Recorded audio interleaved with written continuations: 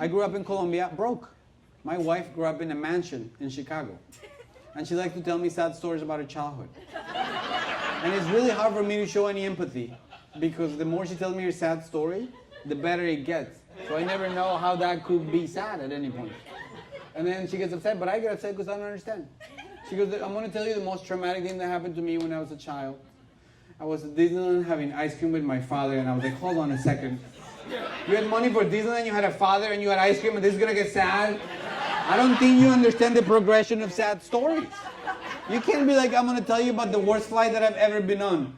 I was in first class getting a blowjob. Stop your story right there. Because even if at the end of the story, your plane crashed, you had a very good life. Why are you complaining? Her stories, I had a Mickey Mouse shaped ice cream. Daddy asked for a bite. He beat Mickey's ear off. When I looked at Mickey without an ear, I couldn't finish the ice cream. I couldn't stop weeping for the rest of the day. Did you ever have any traumatic stories like that happen to you in Colombia? It's like, well, the one time my dad had money to take me to meet some animals, he took me to a cockfight, okay? And he gave me $1, and I said, for ice cream? He said, for gambling, you idiot, pick a rooster. So I picked a rooster, and there was biting involved as well because the other rooster beat my rooster's head off. And that night when I looked at my soup, I saw the head looking back at me, and it was also hard for me not to weep. Is this comparable to your fucking Disney story?